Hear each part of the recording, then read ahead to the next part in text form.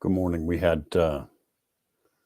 I just started this stream a few moments ago and we had some technical issues. So I am restarting and you didn't miss anything because I think I was a matter of seconds into it before it began to glitch on me. Good morning. Happy Inauguration Day. Happy Freedom Day, I guess. In that vein, I want to talk to you for a few minutes about this race for the state GOP chair. Lawrence Tabus, who has been the state GOP chair, still technically is stepping down. And so we have to select somebody new. Now, if you're part of the America First movement, the Patriot movement, the MAGA movement in Pennsylvania, it probably is no great surprise to you to know that Lawrence Tabus was never any friend of our movement over the course of the several years I've been one way or the other running the Pennsylvania Patriot Coalition. I've tried to communicate with him as GOP chair on numerous occasions by phone calls, emails, hard copy letters. He's never deigned to respond to any communication. And in fact, I discovered relatively recently that he blocked my email address for all PAGOP email addresses, which is in terms of him not wanting to talk to Sam Faddis as an individual, irrelevant. But in terms of him not wanting to respond to communications I was sending to him on behalf of a very large grassroots organization across the state, I think it gives you some insight into his view, which was always that he wished MAGA would just go away.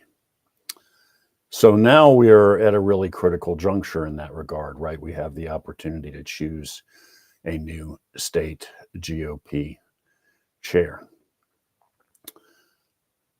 The guy that clearly the establishment is pushing now is a state senator named Greg Rothman. And I just want to highlight for you some issues concerning his background and connections that I think you ought to dig into. And when I say dig into, understand that's exactly what I mean. I'm not telling you to do anything. Nobody's telling you to do anything. I think those days are past where we sat around and accepted that somebody else was in charge. We saw where that got us. That's what this whole MAGA movement is about. We don't have any patience for that. Everybody needs to stand up, take ownership of the republic. Everybody needs to be involved. So I'm going to highlight to you some things that I think personally are of significance. And then I think you need to dig into these issues. And if you think they are as concerning as I think they are, I suggest you ought to be contacting your county GOP committee, the people you know, the folks at state level, and demanding an explanation as to why it is that Greg Rothman is the guy that they're trying to push on us as state chairman. So I'm going to apologize in advance. As you know, I don't typically do this when I'm talking online, refer to written communications or written notes. But I'm going to do that a little bit here today because I just want to be as accurate as I possibly can. And again, what I'm doing is relaying to you what has been reported and suggesting to you that you ought to do your own research and dig into this, because I think personally, my opinion, there's some really troubling issues concerning this fellow. First of all, the guy obviously has been in politics in Pennsylvania for quite some time. This is not some guy who decided to jump into the fray a few years ago, like many of us, because he was concerned about the country. He's been a politician his entire adult life. Back in the 1990s, Rothman was actually convicted, pled guilty actually, to a criminal charge of conspiracy to commit forgery. Now, at that point in time, he was already active in his county GOP. So he was involved in politics. And as far as I can determine from the various articles I've reviewed, what he did with some co-conspirators, who some of whom apparently are still unknown, was he put together a completely fraudulent mailer to send out in an election, including a bogus address for some bogus organization, apparently, raising false allegations against a political opponent. So if I understand this, he lied, and he didn't lie in the sense that he was mistaken about something. He made up some stuff and smeared his political opponent in order to achieve some political gain. He was actually, not just in case you think this is a minor deal, he was actually sentenced to 5 years, or was facing a charge that potentially could have put him in prison for 5 years. Now, he pled guilty to this, and he got some kind of deal where they suspended the sentence or something to that effect, and put him into some sort of rehab program, I guess, to learn not to lie about your political opponents. I don't know. So that's a plea. And then he busted that plea, is what they call it, because it turned out that he was still lying about the details of what he had done.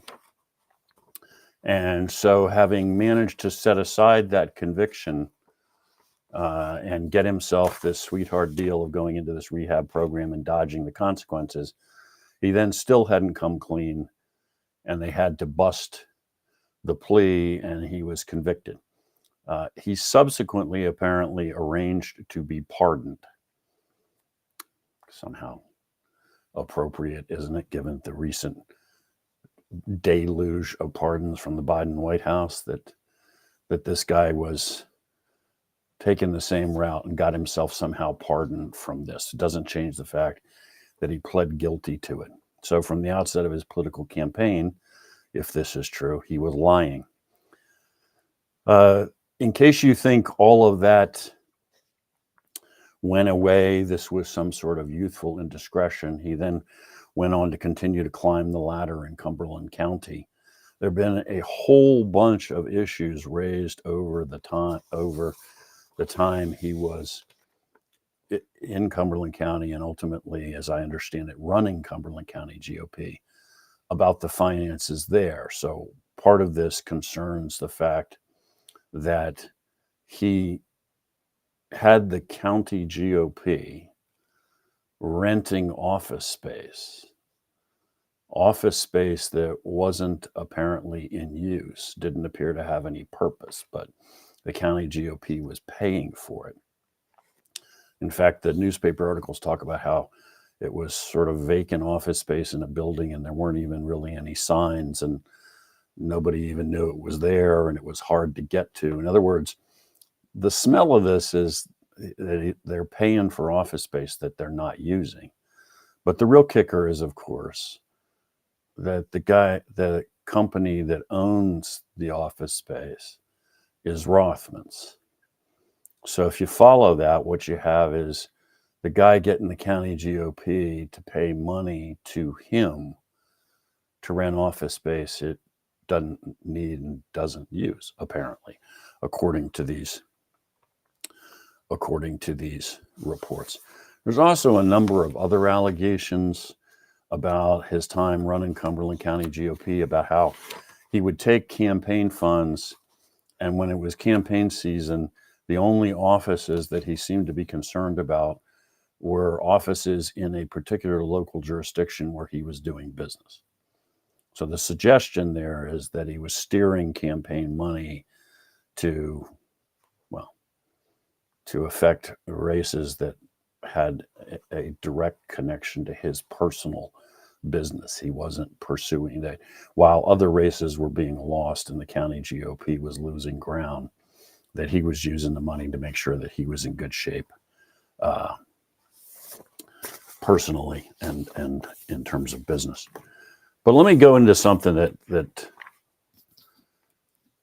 to me is, I mean, the smell of all of that, and again, I'm asking you guys to dig into it on your own. The smell of all of that is, this is maybe not a guy with the ethics that we want running the state GOP. I mean, I think we all can agree that we've had enough of the sort of backroom deals kind of thing, and the good old boys sort of making this, treating this like this is their private club. And particularly in the wake of putting Donald Trump back in the White House, this is going the complete opposite direction. But there's another issue here which concerns Rothman and Cuba that I'd like to spend a little bit of time on. Rothman has, by his own admission, traveled to Cuba over a number of years, and I believe the number of trips is a dozen, if I have that right, reconstructed as best I can from what he has said on the record and what's been reported about it. He contends now, as best I can understand, that all of these trips to Cuba were to play baseball, which he apparently does play, and there doesn't seem to be any real question that he did go to Cuba and did play in some sort of, I don't know, as a guy with gray hair, I guess I can say this, an old timers league in Cuba. But Rothman is, at this stage anyway, attempting to bill all of these trips as having nothing to do with anything more than playing in these baseball games. The problem with that is that Rothman himself, on the record, in a whole variety of ways, has made clear, including in a recording of him appearing on stage in Harrisburg, that he was involved with an organization called Engage Cuba. Now, Engage Cuba is a group that's been around for a number of years, and its focus is on getting the United States to drop the blockade against Cuba, drop sanctions against Cuba, all these things that have been in place for decades. It's a known organization. You can find information about it online. This platform that it has, if that's the right word, Engage Cuba, is the same platform that Obama espoused. In fact, this is Obama's position on Cuba, that we engage with them, drop sanctions, treat this totalitarian communist regime that is a state sponsor of terrorism, that is in bed with Venezuela and the Chinese and the Iranians, that we treat those guys, our hostile enemies 90 miles off the coast of Florida, that we treat them as friends, that we engage with them. This is the Obama doctrine. Obama tried to make this a reality. As soon as Donald Trump came in the first time, he reversed all of this.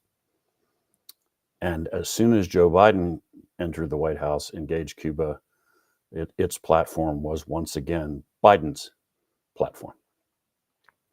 So Engage Cuba is politically in bed with Obama and Biden, and the list of liberal Democratic senators and congressmen affiliated with it and espousing its positions, very well known. I mean, all the usual suspects, Nancy Pelosi, etc. So this is a organization completely aligned with the left wing of the Democratic Party. That is what Engage Cuba is.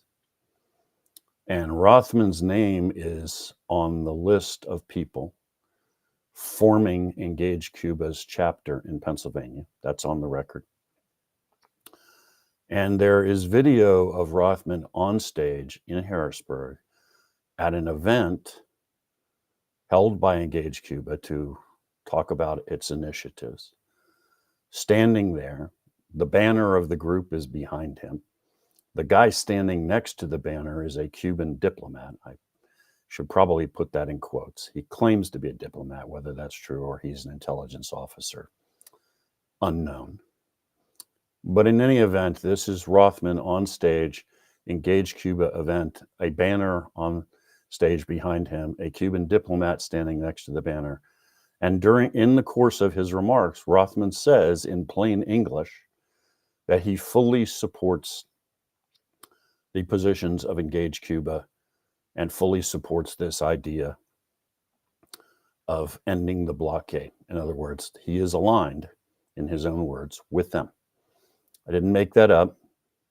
I will post on the Pennsylvania Patriot Facebook page again, because I have multiple times, links to that video. You can watch it. It's only a few minutes into Rothman's remarks before he says this, again in plain English. Again, his name is on the list of founders of this organization.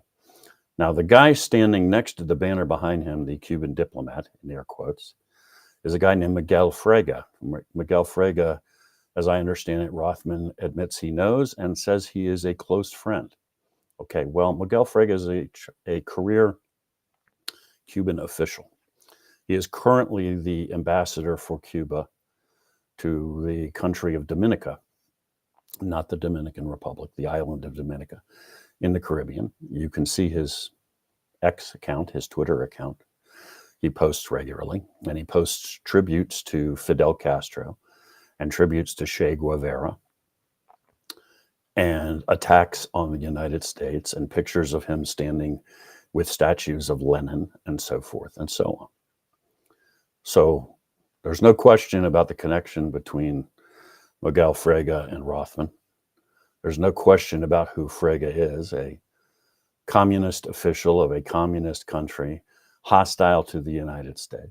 There's no question about what Engage Cuba is. By the way, Engage Cuba is part of a coalition that includes a long list of other really radical leftist groups, including maybe my favorite, Code Pink. Code Pink is a group that's so crazy, they think we're being mean to the North Koreans, and we ought to engage with them.